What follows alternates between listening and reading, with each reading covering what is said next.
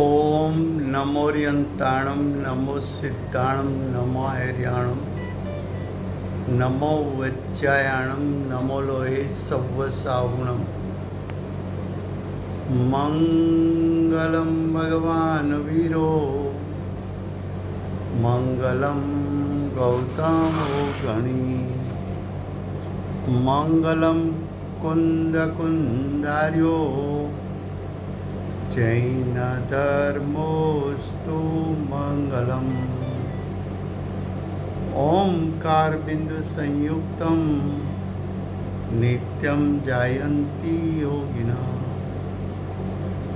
कामदं मोक्षदं चैव ओंकाराय नमो नमः अहोपकार जिनवरनो कुंदनो ध्वनि दिव्यनो जीन कुंद ध्वनि आप्या अहो आ गुरु काननो तुझ ज्ञान ध्यान नो रंग अमया दर्श रहो ओ शिव पद तक तुझ संग माता हाथ ग्रहो। ये समयसार नाम का परम अध्यात्म शास्त्र है। भगवत कुंकुंदाचार्य देव ने मांगलिक करके समयसार को कहने की प्रतिज्ञा की है। समयसार अर्थात आत्मा की अनंत गुणात्मक सत्ता,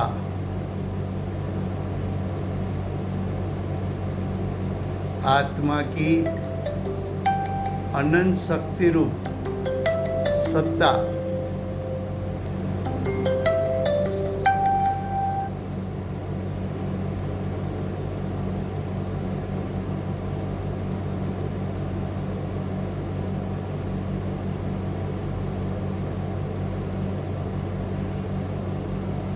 तो जो आत्मा की जो सत्ता है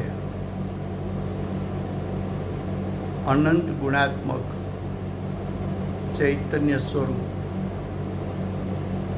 उसका लक्ष्य करने से, उसको प्रतीत करने से जीव को सम्यक दर्शन की प्राप्ति होती है। ऐसा जीव का स्वरूप और उसका लक्ष्य कैसे होवे, उसका कथन आचार्य भगवान ने इस शास्त्र में किया है। इस शास्त्र में दूसरा अधिकार कर्ता कर्म अधिकार चलता है।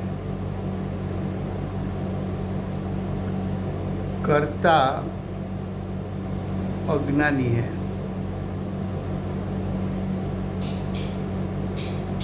अज्ञानी कर्ता बन के मोह राग द्वेष की उत्पत्ति करता है, वो उसका कर्म है।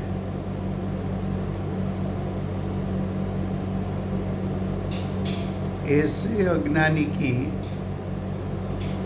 कर्ता कर्म प्रवृत्ति कहाँ तक होती है, तो कि आत्मा के अनुभव पहले मन के संग में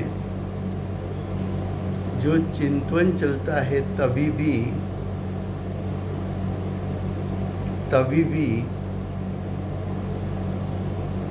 अज्ञानी को कर्ता कर्म प्रवृत्ति है।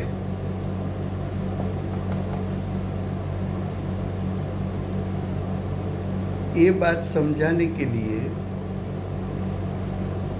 आचार्य भगवान ने 20 श्लोक की रचना की है। उसमें हम श्लोक 74 पर आए हैं। 74 श्लोक लास्ट स्वाध्याय में हिंदी में चला था, आज गुजराती में चलेगा। उसके बाद 75 नंबर का श्लोक चलेगा। देखो, श्लोक 74, श्लोक 74, શ્લોક 74 એનો શ્લોકાર્થ જીવ કરતા છે.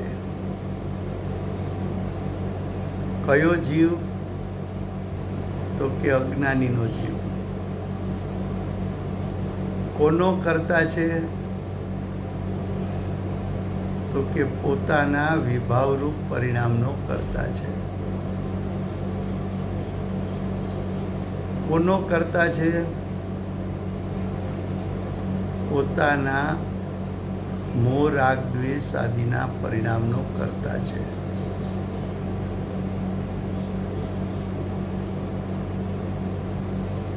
જીવ મોહ રાગ દ્વેષ કરે છે એ સ્વતંત્રપણે કરે છે.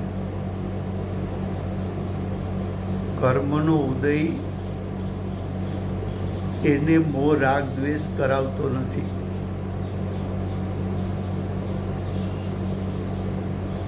અહીંયા અજ્ઞાની જીવ લેવો છે, પણ કયો અજ્ઞાની જીવ લેવો છે? તો કે જે જીવને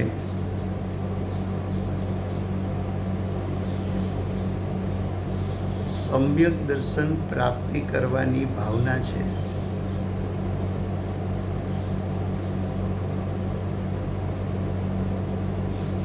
જે જીવ ચાર ગતિથી કઈ થાયકો છે, જે જીવ વ્યાપાર ધંધા ઘરબાર એના વિકલ્પોને છોડીને આત્માના સ્વરૂપનું ચિંતન કરે છે,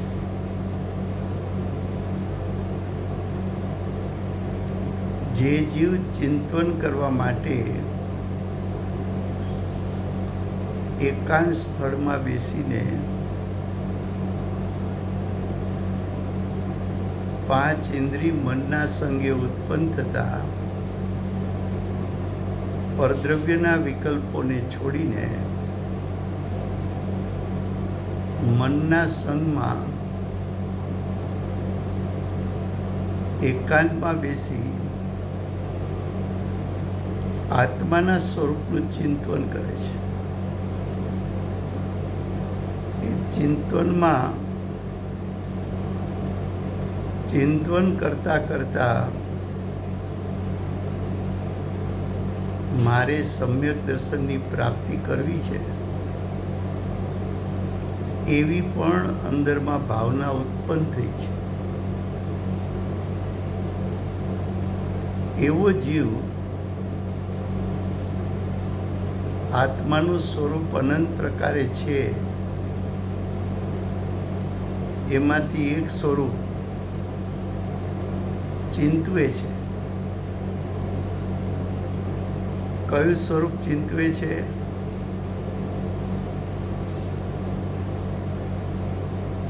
તો એ જીવ બે નહીંથી વિચારે છે.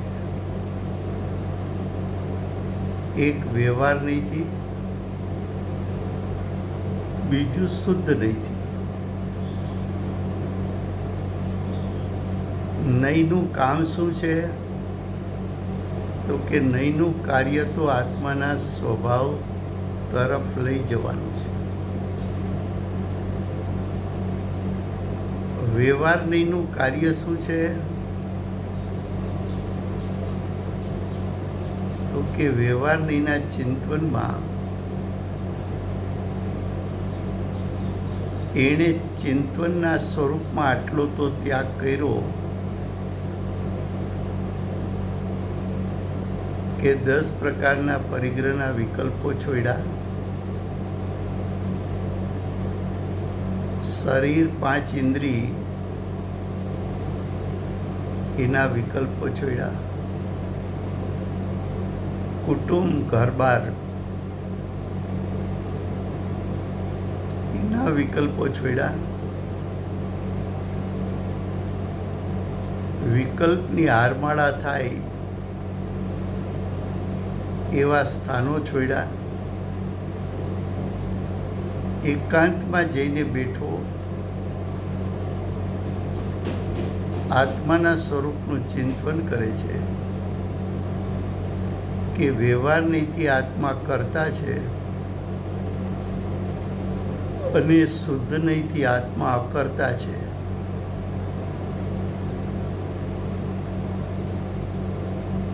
એ ચિંતન પાસે આવ્યો છે. પોતે ચિંતવે છે કે આ મારી દશામાં, મારા પરિણામમાં મોહ રાગ દ્વેષ ઉત્પન્ન થાય છે. એ દ્રવ્ય કર્મ એ કરાવ્યા નથી. હું મારા સ્વભાવથી ચ્યુત થઈ અજ્ઞાન મોહ રાગ દ્વેષ રૂપના પરિણામને કરું છું. એ પરિણામની ઉત્પત્તિની જવાબદારી જીવની છે. અજ્ઞાન દશામાં હું મોહ રાગ દ્વેષનો કરતા થાઉં છું. ખરેખર મોહ રાગ દ્વેષ કરવા જેવા નથી. ખરેખર મોહ રાગ દ્વેષ છોડવા જેવા છે. ખરેખર તો એ હેય તત્વ છે. ખરેખર તો એ પરિણામનો વ્યય કરવા જેવો છે. ખરેખર તો એ પરિણામનો ત્યાગ કરવા જેવો છે. આ મોહ રાગ દ્વેષનો હું કરતા છું એ તો ખરેખર વ્યવહાર નહીંનું કથન છે. વ્યવહાર નહીંનો વિષય પર્યાય છે. ચાહે પર્યાય અશુદ્ધ હોય કે શુદ્ધ હોય, બધો વ્યવહાર નહીંનો વિષય છે. તો વ્યવહાર નહીંથી મોહ રાગ દ્વેષની ઉત્પત્તિ એની જવાબદારી મારી છે. હું એનો કરતા થયો છું. હું મારા સ્વભાવથી ચ્યુત થયો માટે મારી દશામાં મોહ રાગ દ્વેષની ઉત્પત્તિ થઈ છે. આવું ચિંતન કરતા કરતા જીવ એવું સ્વીકારે છે કે જીવ કરતા છે. એવો વ્યવહાર નહીંનો મત છે. એવો એક વ્યવહાર નહીંનો પક્ષ છે. અને વ્યવહાર નહીંથી મેં વિચાર્યું તો હું જ મોહ રાગ દ્વેષનો કરતા છું. અને શુદ્ધ નહીંથી વિચારું તો જીવ તો અકર્તા સ્વભાવી છે. જીવ કઈ મોહ રાગ દ્વેષને કરી શકતો નથી. કેમ કરી શકતો નથી? તો કે મારો આત્મા, મારો શુદ્ધાત્મા શુદ્ધ નહીંથી જોવા જઈએ તો એ તો ત્રણેય કાળ શુદ્ધ છે. મારા ત્રિકાળ શુદ્ધાત્માને અને મોહ રાગ દ્વેષને વ્યાપક સંબંધ નથી. મારો ત્રિકાળ શુદ્ધાત્મા વિભાવમાં તો વ્યાપી શકતો નથી. જો હું વિભાવમાં વ્યાપતો નથી, વિભાવ કરવાનો મારો સ્વભાવ નથી, હું સ્વભાવથી શુદ્ધ છું, એ દ્રષ્ટિથી તો મારો ચૈતન્ય સ્વરૂપ આત્મા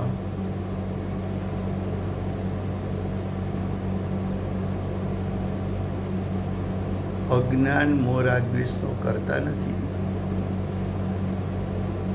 આવો બીજા નહીં એટલે શુદ્ધ નહીંનો પક્ષ છે. પેલા વ્યવહારનીનો પક્ષ બતાવ્યો, હવે શુદ્ધ નહીંનો પક્ષ બતાવ્યો. હવે આગળ કે છે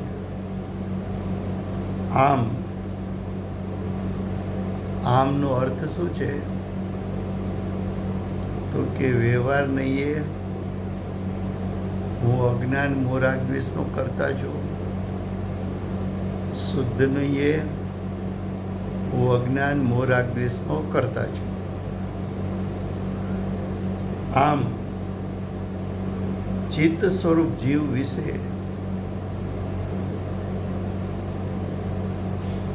ચિત્ત, સ્વ અને રૂપ, ચૈતન્ય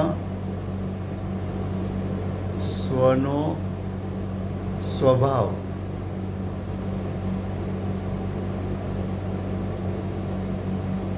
તારા ત્રિકાળ શુદ્ધાત્માનું લક્ષણ શું? ઓળખવો શેનાથી? તો કે મારો ચૈતન્ય સ્વસ્વભાવ એ મારો સ્વભાવ છે, એનાથી જીવને ઓળખી શકાય છે. તો કે છે ચિત્ત સ્વરૂપ જીવ વિશે બે નયોના, બે નયો એટલે વ્યવહારની ને શુદ્ધ નહીંના બે પક્ષપાત છે. એટલે બે પ્રકારના મત છે, બે પ્રકારના વિકલ્પ છે.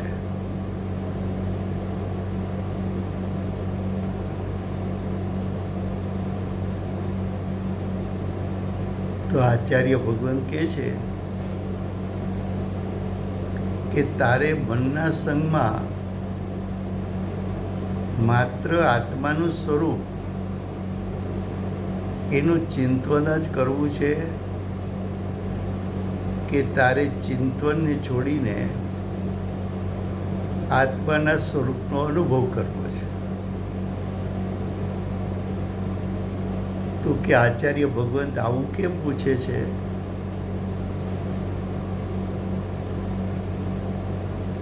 તો કે આત્માનું સ્વરૂપ એનું ચિંતન તો મનના સંગમાં થાય છે. મનનો સંગથી ઉત્પન્ન થતા પરિણામ એ બધા તો વિકલ્પ છે, અને એ વિકલ્પ છે તો વિકલ્પ તારું સ્વરૂપ નથી. વિકલ્પ તારું સ્વરૂપ નથી, તારું સ્વરૂપ તો નિર્વિકલ્પ છે. આ વિકલ્પ છે એ તો રાગ છે, તારું સ્વરૂપ તો વિતરાગ છે. તો તે આત્માનું સ્વરૂપનું ચિંતન રાગની ઉત્પત્તિ માટે કરવું છે કે વિતરાગતાની પ્રગટતા માટે કરવું છે? તારે આત્માના સ્વરૂપનું ચિંતન વિકલ્પની ઉત્પત્તિ માટે કરવું છે કે નિર્વિકલ્પ થવા માટે કરવું છે?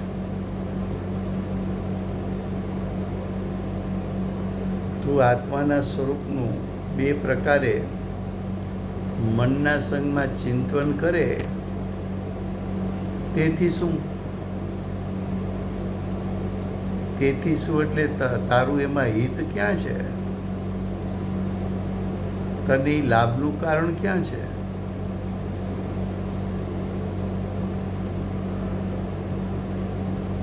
આવું આચાર્ય ભગવંતે શું કામ કહ્યું? તો કે તું તો મનના સંગમાં આત્માનું સ્વરૂપ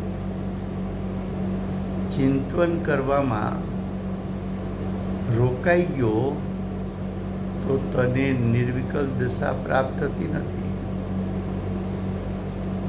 તને આત્માની પ્રતીતિ થતી નથી. તને તારી દશામાં વિકલ્પને કારણે ત્રિકાળ શુદ્ધાત્મા પર દ્રષ્ટિ કે ઉપયોગ પહોંચતો નથી. કેમ? તો કે તારો વિકલ્પ પોતે રાગ છે. રાગ છે એ વિભાવ છે, વિકાર છે, સ્વભાવથી વિરુદ્ધ ભાવ છે. અને એ ભાવ તો તારા ત્રિકાળ શુદ્ધાત્માને તિરોભૂત કરે છે, ઢાંકી દે છે. જ્યાં સુધી વિકલ્પમાં રહીશ ત્યાં સુધી તારી દ્રષ્ટિ અને ઉપયોગ જ્ઞાયકને ચિત્ત સ્વરૂપ શુદ્ધાત્માને ગ્રહણ કરી શકશે નહીં. ત્યાં સુધી આત્માની અનુભૂતિ નહીં થાય. ત્યાં સુધી અતિન્દ્રિય જ્ઞાન, અતિન્દ્રિય સુખનું વેદન નહીં થાય. ત્યાં સુધી માત્ર રાગનું જ વેદન થશે. ત્યાં સુધી નિર્વિકલ્પ દશા નહીં પ્રગટે. તને આત્મ સ્વભાવનું સ્વરૂપ પ્રતીતિમાં નહીં આવે. તારો ઉપયોગ એ ચિત્ત સ્વરૂપ શુદ્ધાત્માને ગ્રહી નહીં શકે, જાણી નહીં શકે. તને મોક્ષ માર્ગ નહીં પ્રગટે. તને સમ્યક દર્શન જ્ઞાન ચારિત્ર નહીં પ્રગટે.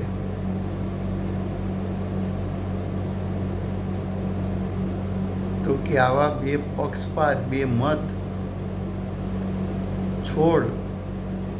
પણ એ છૂટશે કોના લક્ષે? તો વિકલ્પ છોડીને નિર્વિકલ્પ થવું હોય તો જો પરદ્રવ્યના લક્ષ્ય વિકલ્પ ઉત્પન્ન થતા હોય તો એનો અર્થ એમ છે કે આત્માનું ચિત્ત સ્વરૂપ એનું લક્ષ્ય કરતા અવશ્ય નિર્વિકલ્પપણું પ્રગટવું જોઈએ. જો પરના લક્ષ્ય વિકલ્પ થાય તો સ્વના લક્ષ્ય નિર્વિકલ્પ દશા પ્રગટવી જોઈએ. તો તું બે નહીંનો પક્ષ છોડ, બે નહીંના વિકલ્પ છોડ, મનનો સંગ છોડ,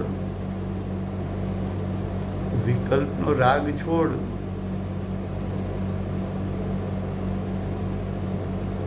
હવે આવું કોણ કરી શકે? તો કે છે જે તત્વવેદી. તત્વવેદી એટલે તત્વનું જેને યથાર્થ શ્રદ્ધાને જ્ઞાન થયું છે.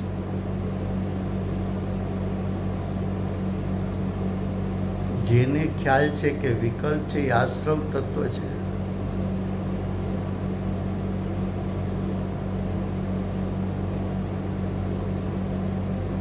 આશ્રવ તત્વ તો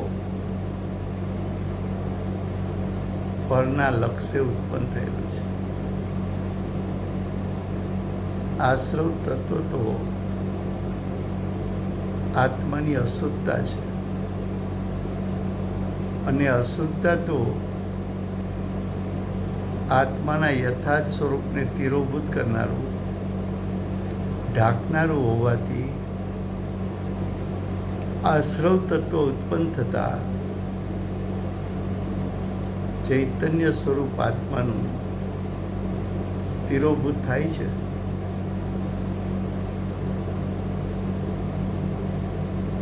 તો કે છે તત્વવેદી શું કરે? તો કે તત્વવેદી પક્ષપાત રહિત છે. પક્ષપાત એટલે વિકલ્પથી રહિત છે, રાગથી રહિત થઈ જાય છે. રાગથી રહિત કેમ થયા? તો કે મનનો સંગ છોડ્યો. મનનો સંગ છોડતા શું થયું? તો કે વિકલ્પ છૂટી ગયા. વિકલ્પ છૂટી ગયા તો શું થયું? તો કે હું નિર્વિકલ્પ થઈ ગયો. નિર્વિકલ્પ થતાં શું થયું? તો કે આત્માની અનુભૂતિ થઈ. તો કે આત્માની અનુભૂતિ થઈ ત્યારે આસ્વાદ શેનો આવ્યો? તો કે અતિન્દ્રિય જ્ઞાન ને અતિન્દ્રિય સુખ, એનો આનંદ ઉત્પન્ન થયો. આત્માના અનંત અનંત ગુણ, શ્રદ્ધા ગુણની સાથોસાથ, જ્ઞાન ગુણની સાથોસાથ, સુખ ગુણની સાથોસાથ અનંત અનંત ગુણો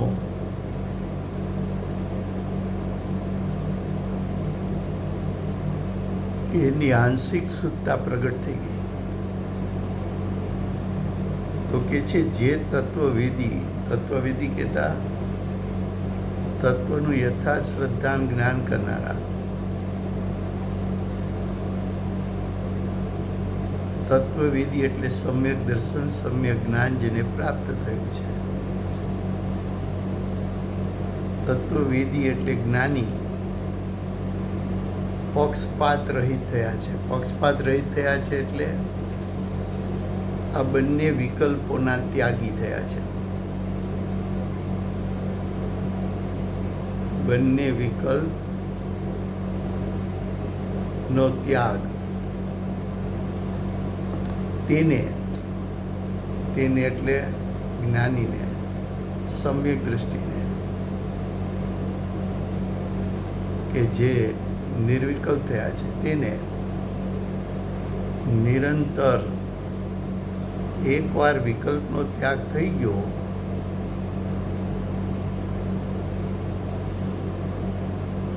અને આત્માનું સ્વરૂપ ચિંતનમાં આવી ગયું, શ્રદ્ધામાં આવી ગયું, જ્ઞાનમાં આવી ગયું, પ્રતીત થઈ ગયું.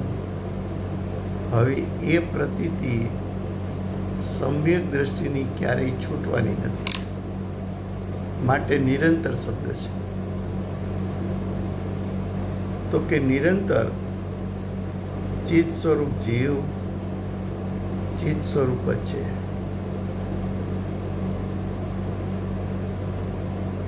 ચૈતન્ય સ્વસ્વરૂપ, ચૈતન્ય સ્વસ્વરૂપ જ છે. ચૈતન્ય કહેતા જ્ઞાન દર્શન, જ્ઞાન દર્શન મારું સ્વસ્વરૂપ છે, તે તો સ્વસ્વરૂપ જ છે. આ ગાથા 74 થઈ. હવે ગાથા 75.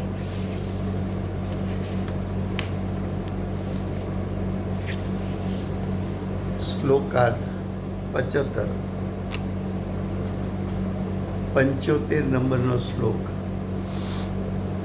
શ્લોક 75. જીવ ભોગતા છે.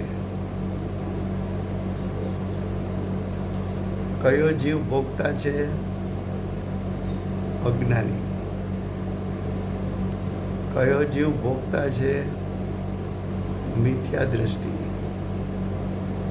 કયો જીવ ભોગતા છે? બહિરાત્મા.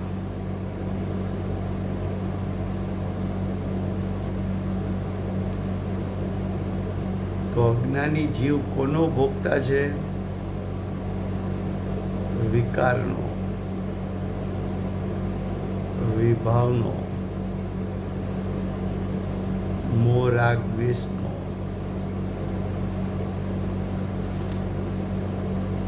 આકુળતાનો, મોરાગ દ્વેષનું ફળ આકુળતા છે. આકુળતાનો ભોગતા. ભોગતા કોનો છે? દુઃખમય પરિણામનો.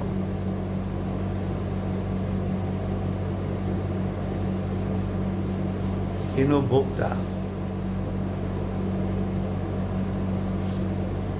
સંસાર પરિણામનો ભોગતા.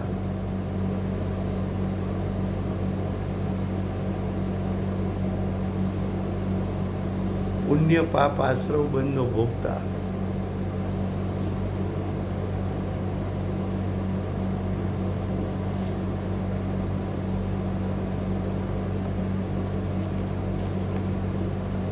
આત્મા સ્વભાવથી ભગવાન, પોતે ભગવાન સ્વભાવથી હોવા છતાં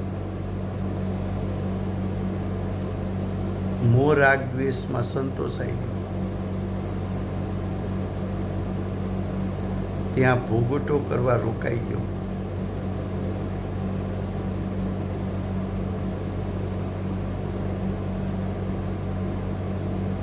અહીંયા એ વાત નથી લેવી કે જીવ પરદ્રવ્યના પરિણામનો ભોગતા છે.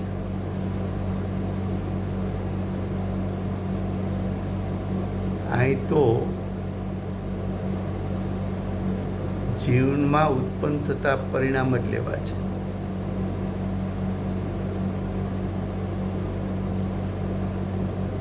કારણ કે બંને નહીં કોને લાગુ પડે છે?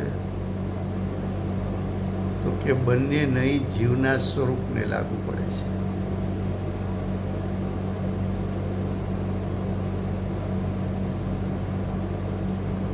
નહીંનો પ્રયોગ પરદ્રવ્ય માટે નથી કરવો અત્યારે.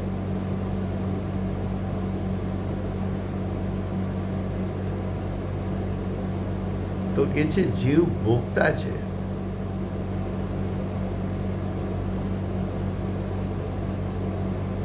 जीव समोसा नो भोगता हसे. जीव किसका भोगता है?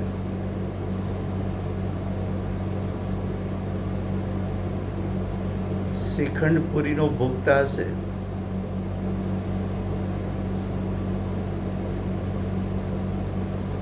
केरी नो भोगता हसे. मिठाई नो भोगता हसे.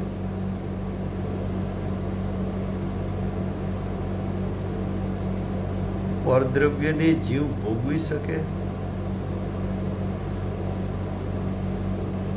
तो आचार्य भगवंते एम कह્યું હતું પૂર્વની ગાથાઓમાં કે જ્યાં વ્યાપ્ય વ્યાપક સંબંધ છે ત્યાં કર્તા કર્મ સંબંધ છે, ત્યાં ભોગતા ભોગ્ય સંબંધ છે.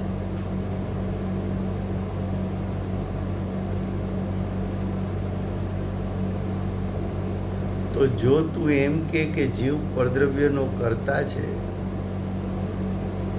તો જીવને પરદ્રવ્યના પરિણામ સાથે વ્યાપ્ય વ્યાપક સંબંધ તો નથી. તો એનો કરતા કેમ થાય? અને જેનો કરતા નથી એનો ભોગતા તો ક્યાંથી હોઈ શકે?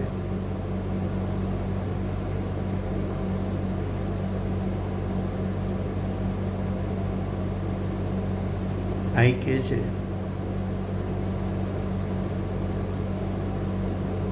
કે અજ્ઞાની જીવ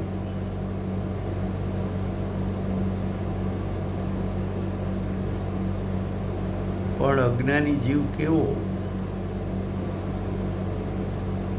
તો કે જેને ત્રિકાળ શુદ્ધાત્માની પ્રાપ્તિ કરવી છે એવો. ભાવના એવી છે પણ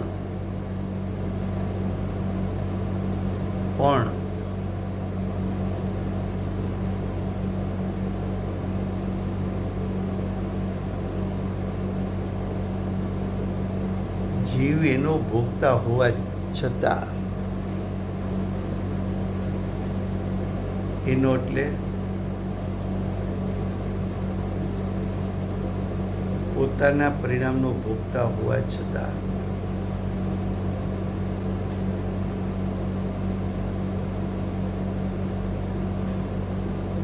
પરદ્રવ્યનો ભોગતા છું એવું તો અજ્ઞાનીએ છોડી દીધું.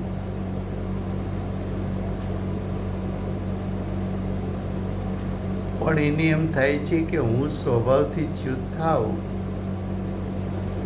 અને મારી દશામાં મોહ રાગ દ્વેષની ઉત્પત્તિ થાય, એનો કરતાય હું તો એનો ભોગતાય હું.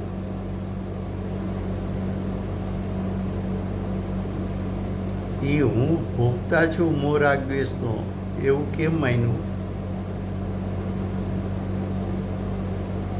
તો કે જ્યારે મોહ રાગ દ્વેષની ઉત્પત્તિ થઈ ત્યારે આકુળતાનું વેદન થયું.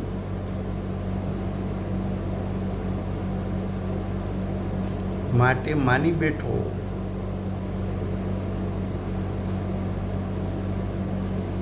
કે હું તો મોહ રાગ દ્વેષનો ભોગતા છું. પણ આચાર્ય ભગવાન એમ કહે છે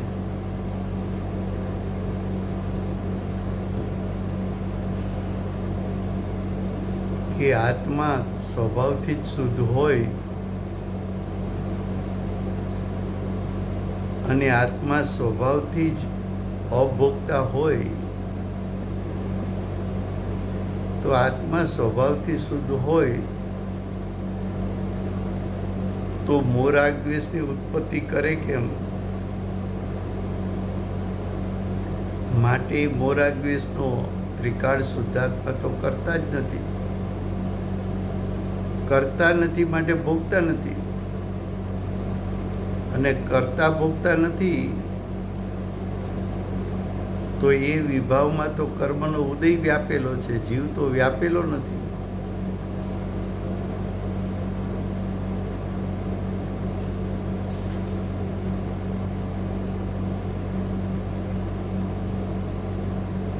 દ્રષ્ટિ અપેક્ષાએ, સ્વભાવ અપેક્ષાએ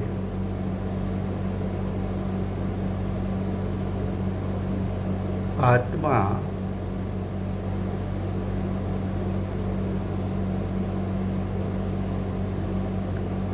વિભાવનો ભોગતા થઈ શકતો નથી.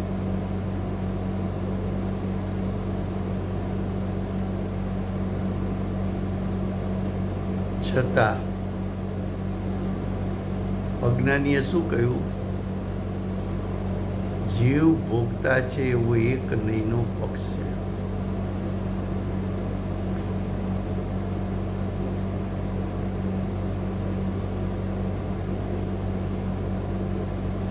એક નહીં એટલે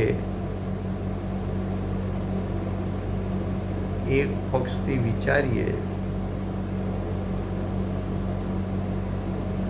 મનના સંગમાં ચિંતન કરે છે કે હું અશુદ્ધ પરિણામનો કરતા ભોગતા છું એમ નહીં સ્વીકારું તો કરતા ભોગતા પણ હું ટળે કેમ, જાય કેમ, નાશ પામે કેમ? નાશ ન પામે, વ્યય ન થાય એનો, તો હું શુદ્ધતા રૂપે પરિણમું કેમ?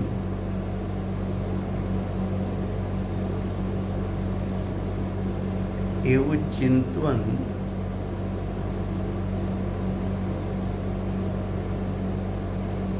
અજ્ઞાની મનના સંગમાં કરે છે. ભોગતાપણાનું ચિંતન છોડવા માટે હવે આત્માના ત્રિકાળ શુદ્ધ સ્વભાવથી વિચારે છે. એવું વિચારવું, એ વિચારવું તો મનના સંગમાં છે, અને મનના સંગે વિચારીશ તો વિકલ્પ થશે.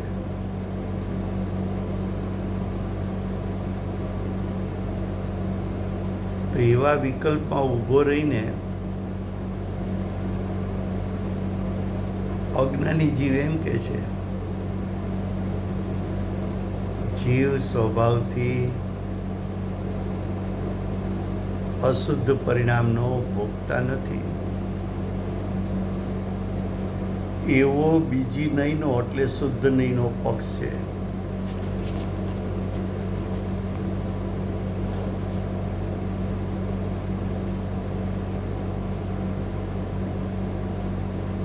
પેલા વ્યવહાર નહીંનો પક્ષ બતાવ્યો.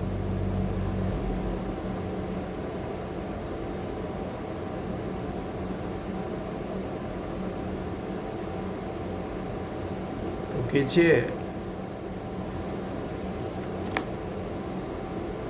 ભલે તે વિશ્વના પદાર્થ પ્રત્યે વૈરાગ પ્રાપ્ત થયો, ભલે તે 10 પ્રકારના પરિગ્રહ છોડ્યા,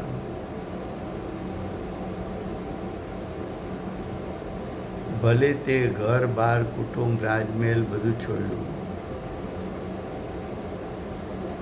ભલે તું એકાંતમાં રહેવા આવ્યો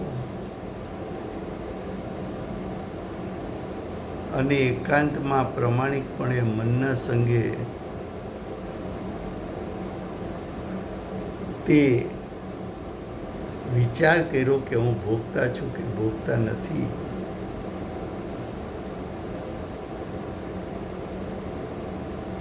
તો આચાર્ય ભગવંત એમ તને પૂછે છે કે તું તત્વવેદી છો કે નથી, તું આત્માનો અનુભવી છો કે નથી, તારે આત્માનો અનુભવ કરવો છે કે નથી કરવો, તારે ત્રિકાળ શુદ્ધાત્માને વેદનમાં લેવો છે કે નથી લેવો. તો શિષ્ય કહે છે કે આટલું તો મેં ત્યાગ કર્યો અને તત્વનું હું ચિંતન કરું છું, અને તમે જ એમ કહો છો કે તત્વના વિચારકને જ સમ્યક દર્શનની પ્રાપ્તિ થાય છે, તો આમાં મારું ખોટું શું છે?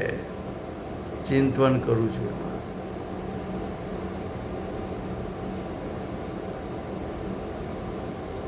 તો આચાર્ય ભગવાન કહે છે કે તું ચિંતન કરે છે એ આત્માની અનુભૂતિ નથી. તું ચિંતનમાં વિકલ્પમાં ઊભો છો ત્યાં સુધી તું મોહ રાગ દ્વેષને છોડી શકતો નથી, અજ્ઞાન અવસ્થા છોડી શકતો નથી.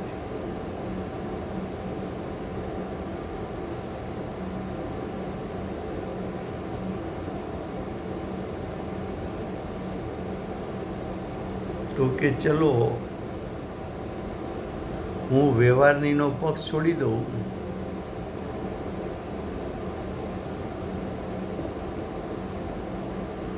કે જીવ ભોગતા છે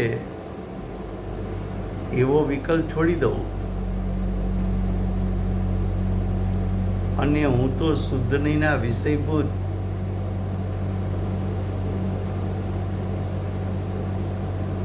ચિત્ત સ્વરૂપ શુદ્ધાત્માનું ચિંતન કરું.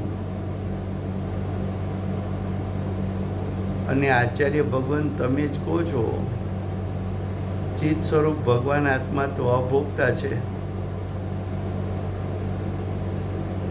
તો હું અભોગતાનું ચિંતન કરું છું.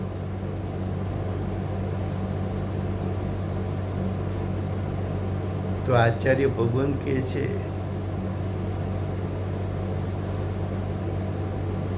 કે તું વ્યવહાર નહીંના પક્ષનું ચિંતન કર કે શુદ્ધ નહીંના પક્ષનું ચિંતન કર. એ બંને છે ચિંતન, અનુભૂતિ નથી. ચિંતનથી આત્માનું સ્વરૂપ યથાર્થ જણાતું નથી.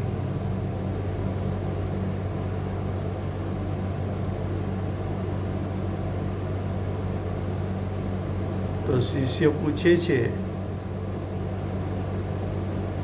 તો પછી અમારે શું કરવું? તો કે આ બંને વિકલ્પ, હું ભોગતા છું ને હું ભોગતા નથી, એ બંને વિકલ્પ પોતે તો રાગ છે.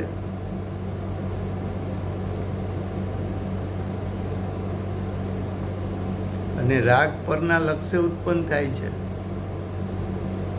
કર્મના ઉદયમાં જોડાવાથી ઉત્પન્ન થાય છે. તો તું તો રાગવાળી દશામાં ઊભો છો.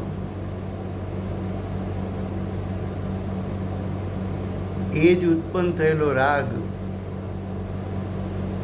આત્માના સ્વરૂપને તિરોભૂત કરતો હોવાથી, ઢાંકી દેતો હોવાથી તો ત્રિકાળ શુદ્ધાત્માનું લક્ષ નહીં કરી શકે.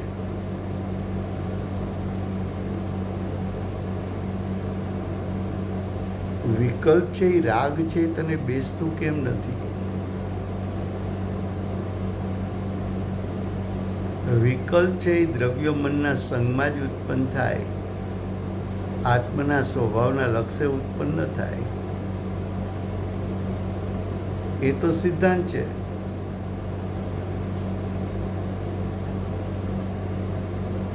મનનો સંગ, મન પોતે પણ પૂતગલ દ્રવ્ય છે.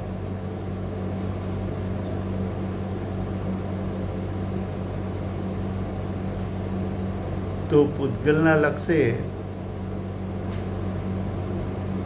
આત્માની અનુભૂતિ થાય કે ચિત્ત સ્વરૂપ શુદ્ધાત્માના લક્ષ્ય આત્માની અનુભૂતિ થાય?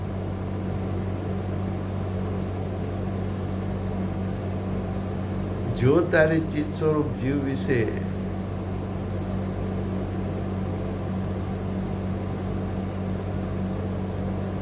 વિશેષ કઈ જ્ઞાન લેવું હોય, એટલે કે આત્માની અનુભૂતિ કરવી હોય, તો મનના સંગે વિકલ્પ ઉત્પન્ન થતા હોય, પરના લક્ષ્ય વિકલ્પ ઉત્પન્ન થતા હોય, શરીર અને 5 ઇન્દ્રિયના લક્ષ્ય પણ વિકલ્પ ઉત્પન્ન થતા હોય, કર્મના ઉદયના લક્ષ્ય પણ વિકારને વિભાવ થતા હોય, તો એનો અર્થ એમ થયો કે પરના લક્ષ્ય તો વિકલ્પો જ થાય છે.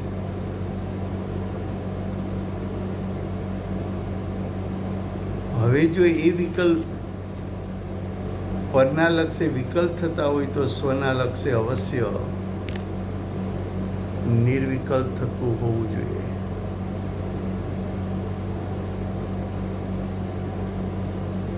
મારે તળાવમાં ડૂબકી મારવી છે, મારે તળાવમાં ડૂબકી મારવી છે, એવો વિકલ્પ કરે, એનાથી કાંઈ પાણીની શીતળતાનો અનુભવ ન થાય. એ વિકલ્પને છોડીને તળાવમાં ડૂબકી મારવી પડે.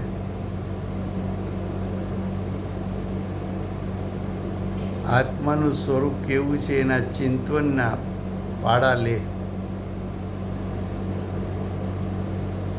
વારંવાર ચિંતન કર,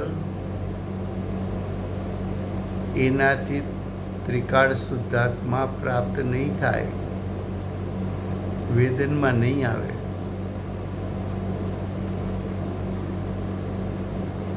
તો શિષ્ય પૂછે છે કે વેદનમાં કેમ આવે?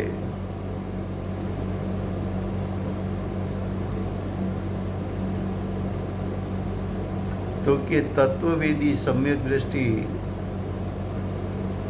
જે કરે છે તે તું કર.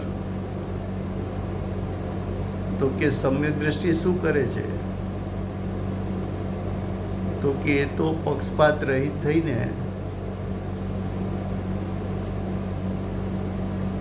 પક્ષપાતના વિકલ્પને છોડીને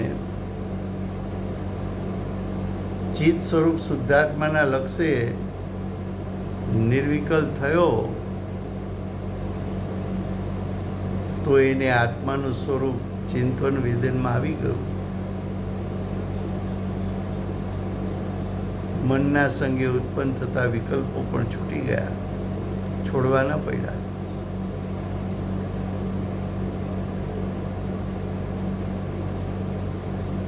તું કેવો થઈ ગયો? તો કે અજ્ઞાનીમાંથી જ્ઞાની થઈ ગયો. અજ્ઞાનીમાંથી જ્ઞાની કેમ થયો? તો કે હવે તારો ઉપયોગ ઉત્પન્ન થતાની સાથે વિકલ્પમાં રોકાતો નથી, વિકલ્પોને ગૌણ કરી આત્માના સ્વરૂપને પ્રાપ્ત કરી દે છે.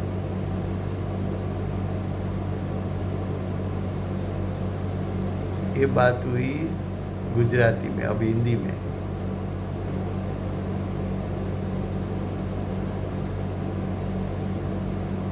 श्लोकार्थ 75 नंबर का श्लोक. जीव भोगता है,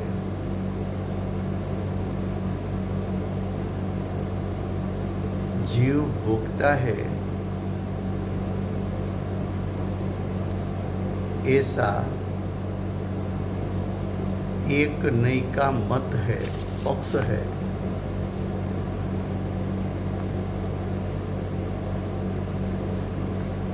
एक नई का, कौन सी नई का? तो के व्यवहार नई का.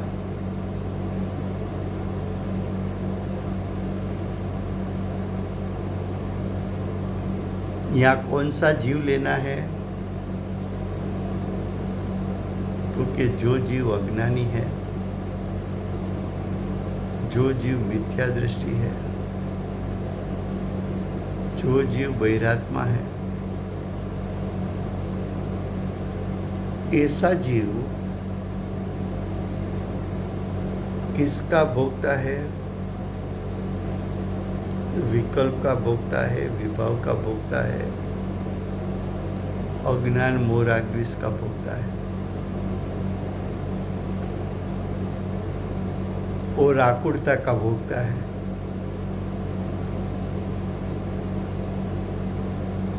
ऐसा एक नहीं यानी व्यवहार नहीं का मत है.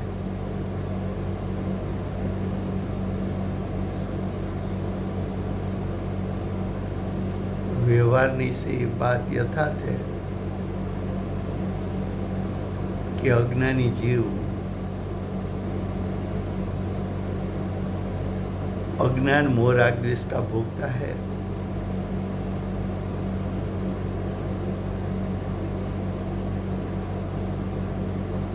अब दूसरी नई का प्रयोग करते हैं. और जीव भोगता नहीं है ऐसा दूसरे नहीं यानी शुद्ध नहीं का पक्ष है.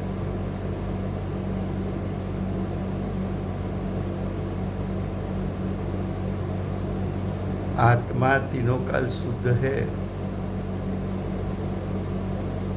ये बात तो यथार्थ है.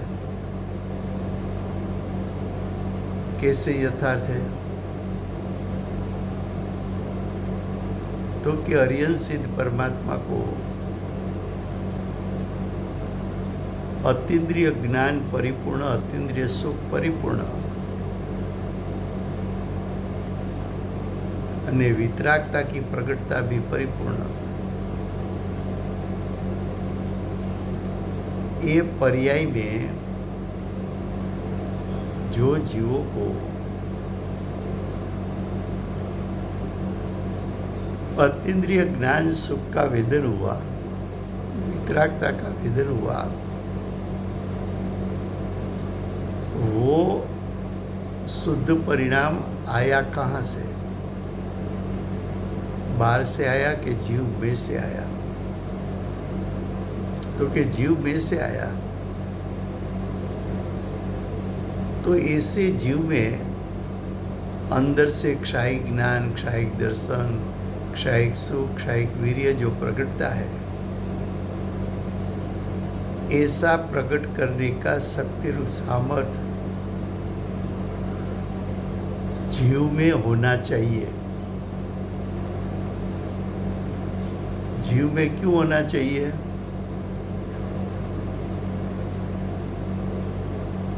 तो कि जीव में अगर ऐसा शक्ति रूप सामर्थ्य न हो तो अनंत चतुष्टय उसमें से प्रकट कैसे होगा?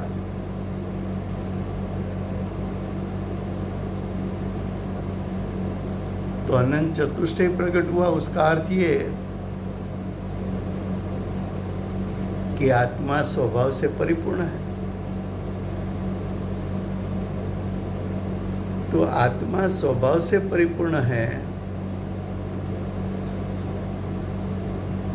ऐसा चिंतन शिष्य दूसरी नई यानी शुद्ध नई से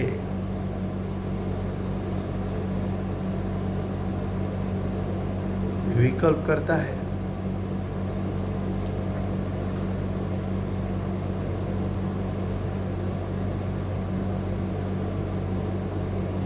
ऐसा चित स्वरूप जीव के बारे में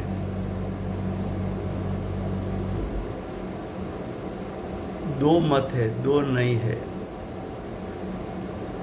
एक नहीं ऐसा कहता है कि जीव भोगता है, दूसरी नहीं ऐसा कहता है कि जीव भोगता नहीं है। किसका भोगता है, किसका भोगता नहीं है?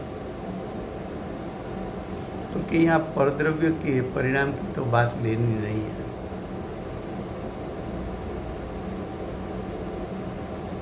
शिखंड का भोगता नहीं है, लेकिन शिखंड संबंधी जो राग उत्पन्न हुआ तो व्यवहार नहीं कहती है कि ये राग का भोक्ता अज्ञानी जीव है। तब दूसरी ने ऐसा कहती है कि तूने आत्मा का स्वरूप व्यवहार नहीं से देखा,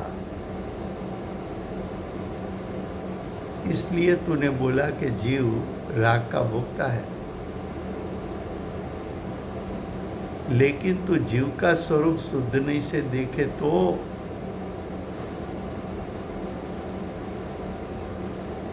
आत्मा के त्रिकाल शुद्ध स्वभाव में राग कर सके ऐसा कोई गुण है नहीं। अशुद्धता उत्पन्न कर सके ऐसी त्रिकाल शुद्धात्मा में शक्ति है नहीं। इसलिए हम दूसरी नहीं से कहते हैं कि आत्मा का स्वभाव मोह राग द्वेष अज्ञान का भोक्ता नहीं है। आत्मा का दो स्वरूप, पर्याय स्वरूप और त्रिकाल स्वरूप।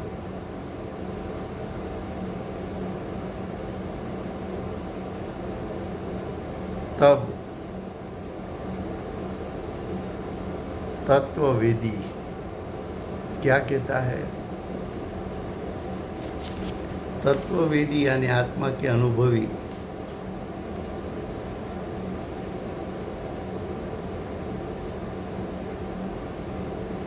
क्या कहता है?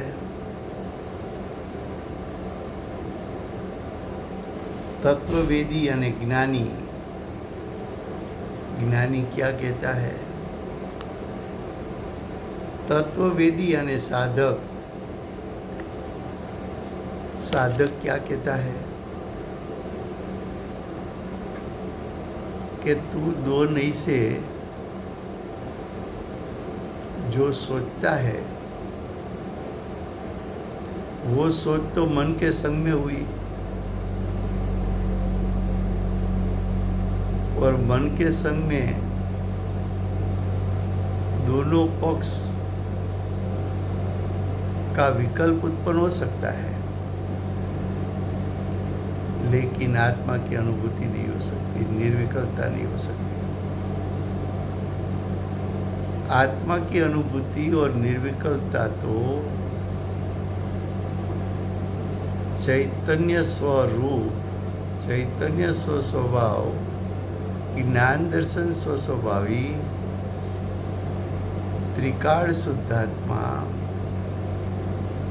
उसका लक्ष्य करने से तो निर्विकल्प हो सकता है। इसलिए दोनों पक्ष का विकल्प को छोड़कर निरंतर ज्ञान दर्शन मई तेरा जो स्वस्वरूप है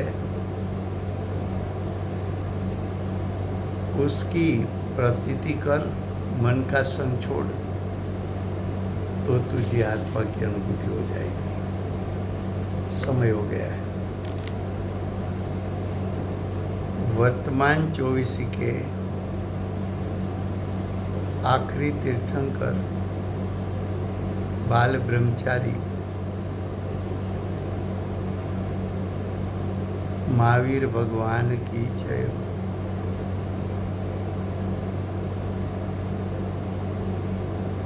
महाविद्य क्षेत्र में विराजते हुए प्रथम तीर्थंकर, धर्म धुरंधर, अनंत चतुष्टय के धारक, दिव्य ध्वनि के दातार, शासन उपकारी श्री सिमंदर भगवान की जय हो। कड़ीकाल सर्वज्ञ केवल ज्ञान की तड़ेटी में बैठे हुए माँ समर्थाचार्य भगवत श्री कुंकुंदाचार्य देव की जय हो।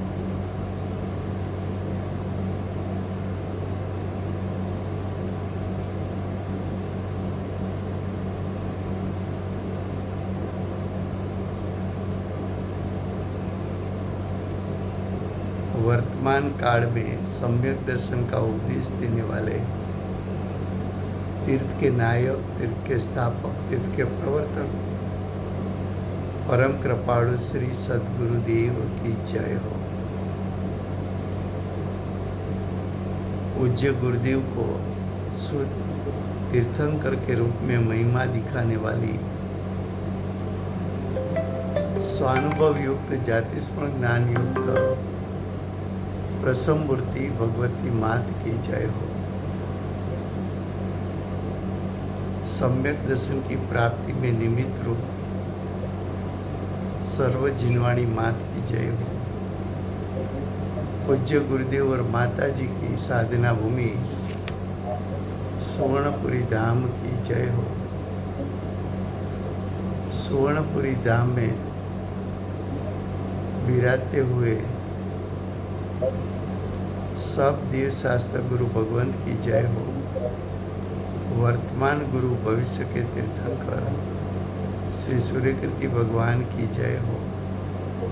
श्री सूर्यकीर्ति भगवान के समवसरण के मुख्य गणधर देवेंद्र कीर्तिनाथ भगवान की जय हो।